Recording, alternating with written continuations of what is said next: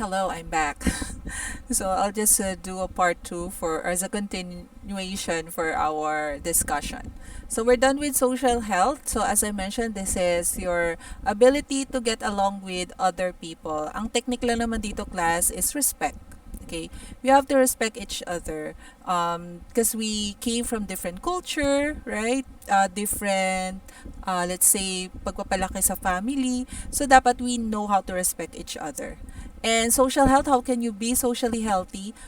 Don't be shy. You can join different organization. Kapag face-to-face na tayo, we have different clubs that we offer in Jayans. Socially healthy, even in social media class, you have to show that we are healthy socially. Hindi yung basher ka. 'Di ba? Parang you have to also filter the comments that you're gonna put there. You have to make sure na you always respectful, you're always polite. Huwag tayong basta-basta na lang mangbabash. Okay? So, that's part of being socially healthy. Kumbaga, parang kaya mong makisama talaga, even in social media. Okay? Next. Okay, next one is the emotional health. This class is understanding and liking yourself, learning from your mistakes, expressing what you feel in a healthy way.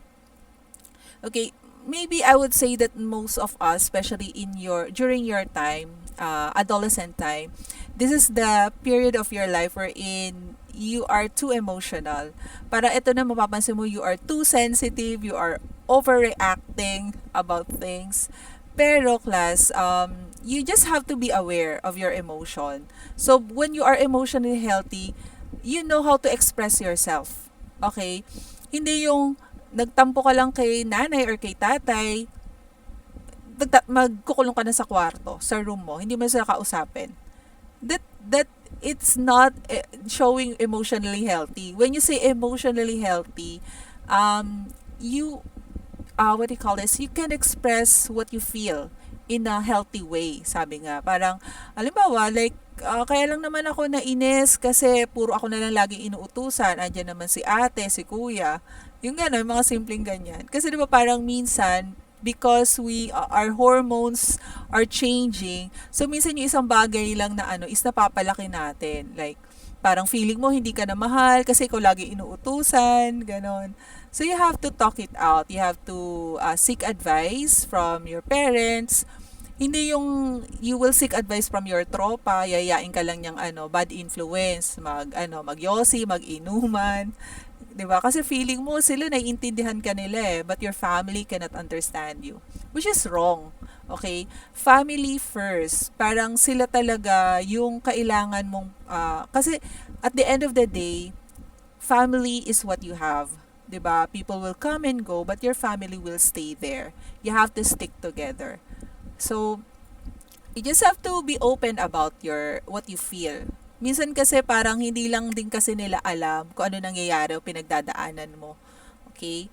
Pero I want to focus also on understanding and liking yourself. Kasi minsan, ang taong sobrang galit, alam mo kung kanino ka galit? Sa sarili mo. You hate yourself too much that you cannot see great things to other people. Kasi parang you are so full of negative vibes. Dapat hindi ganon. Dapat kapag nagkakamali tayo, we have to accept and learn from it. Okay? Because that would help us grow. Okay? Huwag kang magalit sa sarili mo. Huwag kang magalit sa ibang tao. Sometimes nga, we don't take ownership of our mistakes. Minsan sinisisi natin na, siya kasi, sila kasi, ganyan kasi siya eh. Okay? So, you have to reflect also to know or understand yourself. Kumbaga, parang, in this, as I said, parang a lot of youth nowadays are getting depressed because they tend to compare a lot. They tend to find the void within themselves. Parang nakokompara nila lagi yung sarili nila sa iba na parang bakit siya ganito, bakit siya ganun, ako hindi ganito.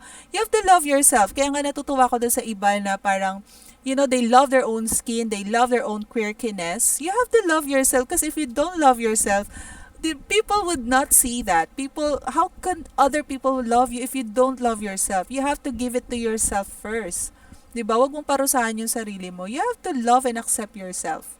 Okay, maganda ka, you're special, you're unique, you're gorgeous in your own special way. Okay? So, wag mong ida-down ng sarili mo at wag ka rin mang-da-down ng ibang tao. So, emotional health, lagi mong isipin na wag mong dadaanin lagi sa emotion, 'di ba? You have sometimes class if I feel so tao lang rin naman ako eh. If sometimes you will really blow up eh, 'di ba? Parang meron talagang times na talagang mababad trip ka.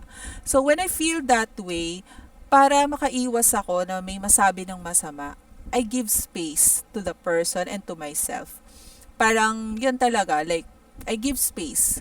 Kasi parang if nagpalamig ka na ng ulo, parang gano'n, you give space.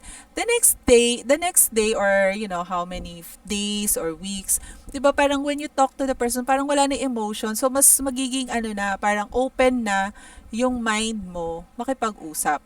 Okay? So, yun yung pinaka-technique doon. Okay. Baka naman mamaya pinapagalita ka ng nanay o tatay mo. Sabi ni ma'am, wag daw magsasalita, space daw. Hindi naman yung gano'n na talagang totally you're not gonna talk to them. Pero parang just listen to them, huwag kang sumagot, just let them, express themselves and then just tell them, halimbawa, mom, dad, I'm feeling very stressed today, can I talk about it tomorrow? Give me time, give me space. Yun lang naman yun. Okay? Let's go to the next one. So, health rather, it refers to how well you meet the demands of daily life and how you adjust to new situations. Class, we all know that in this pandemic time, a lot of people went through emotional turbulence or, talagang the adversity situation really made them really want to kill themselves. They become suicidal, they become very ill, kakaisip ng nangyayari. Pero when you try to be emotionally healthy, mamaya kasi we have a separate health dimension for spiritual health. Pero when you are emotionally healthy, parang you always see the brighter side of things even though you are in a very dark pit. Alam mo yon, yung parang makikita mo pa rin yung ganda sa kabila ng sobrang daming problema. Okay, parang andun pa rin yung peace of mind.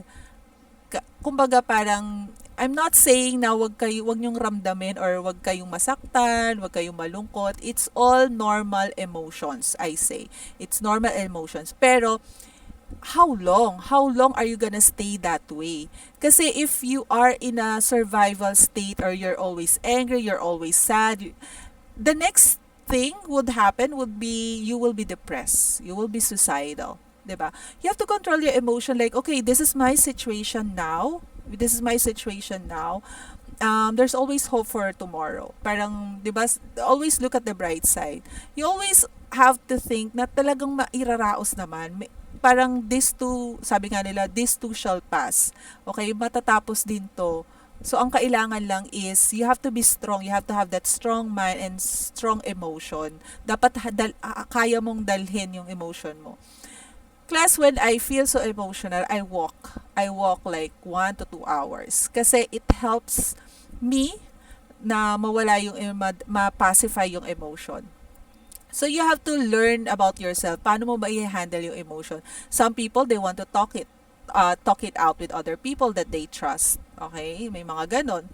Ako naman parang mas gusto ko parang I want to reflect on my own. Okay? Gusto kong i-process siya on my own. Okay? So you have to know yourself. You have to know how you can process your emotion. Okay? It's normal to feel that way, pero you have to challenge yourself to move forward. Always move forward. Next. It also means expressing your happiness, love, joy, and hope, as well as your sadness, anger, stress, and fear in helpful, productive ways. So even there's no such thing as negative emotions kasi. It becomes negative depending on your reaction. Okay? Depending on your action and reaction. It's normal to feel sad. Halimbawa, namatayan ka, alam naman magsaya ka, di ba? Hindi mo masama maging sad. Hindi rin naman masama magalit. Anger is a normal emotion, but depending on how. Huwag magalit ka sa ginawa, huwag ka magagalit sa tao. Magalit ka sa ginawa niya, halimbawa mali, 'di ba? Pero huwag kang magagalit sa tao. Huwag mong murahin, huwag mong saktan, 'di ba? Okay? And stress, it's something normal, especially sa mga nagtatrabaho na. Pero, of course, we have to know how to react on it in a productive way. Next is the moral spiritual. So what does this mean? It means being at peace and harmony with yourself, others, and God. Okay, class, I know that Filipino people are very, have high faith. We are that's what we are famous for. 'Di ba? We are Christians, we're Catholic, or whatever our religion is. We have one God, okay? We have different beliefs which we respect each other about it. But the important thing is, kasi if we know that there's higher power up there, right? That we can trust, that would support us, that would help us in any way he can, then we will feel at peace. Kasi parang alam mo na kahit ito yung nararanasan mo, andyan si God to protect you, to help you. Kumbaga, hindi ka nag-iisa. Okay, you're not alone. God will always provide. You just have to let go, let God, leave it to God, and God will provide. Okay? Huwag tayong masyadong nakadepende lang sa sarili natin. 'Di ba? First thing in the morning when you wake up, you pray. You train yourself to have a grateful heart every day. I do that, class, like every day. Just say a small prayer, thanking God. Even especially if down na down ka, you cry it out to God, you let it go, you surrender everything to him, all your problems. And then afterwards, you will feel at ease, you will feel like parang there's calmness and peace within you after you talk to him. Okay? Because God will always be there. Okay? Especially during this adversity, we have to really rely and depend on God. Okay. Environmental, this is the last one. This is also a part of being holistically healthy.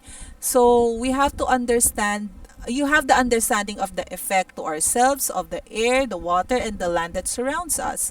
Kasi like one time, I never forget this, like I'm with some students so they're like talking, they have this Coke float from, I don't know, McDonald's or Jollibee. So after drinking that, they throw it out. Like parang yung kalsada, isang napakalaking basurahan para sa kanila. So I hope, class, in our own way, we have to also be concerned with our environment. 'Di ba? Lalo pansin nyo ngayon parang yung climate change, ang dami nang nangyayari. 'Di ba? Parang andyan ng COVID. Parang it's a wake-up call for all of us to care about the nature, to care about the environment. Because God created the environment. God created the nature. So we are here to protect that, 'di ba? Pero kumbaga, I would advise you, class, like let's say you have to have your own plastic, or dun nyo itapon yung mga balat nyo, like yung mga small candy wrappers, dun nyo itapon. And then when you go home, when you get home, tsaka nyo itapon sa garbage. Okay? Dapat din we know how to do the proper waste segregation. So that's another topic. Pero sana meron tayong ganong, actually sa Japan, class, they're very strict on that. Hindi kukuhain ng kanilang garbage man ang kanilang garbage kapag hindi nakasegregate. Parang it's really automatic na sa kanila.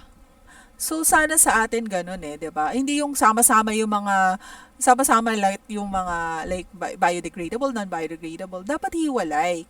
Kasi meron dyan yung pwedeng i-recycle, di ba? So, dapat hiwalay nyo. Dapat you have to also tell your parents that we have to segregate our waste properly.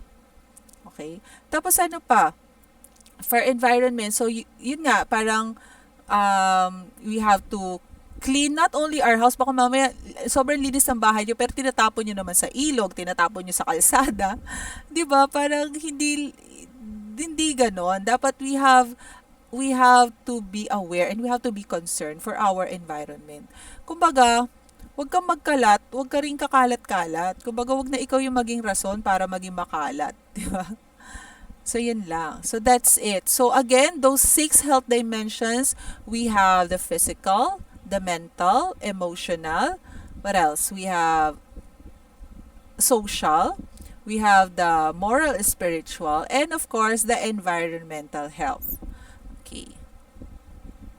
So, what will be the activity for this? I want you, this is already in the Google Classroom. So, I want you to provide your reflection with these 2 questions. So, write your answer in your health notebook or pad paper. Attach the picture sa Google Classroom.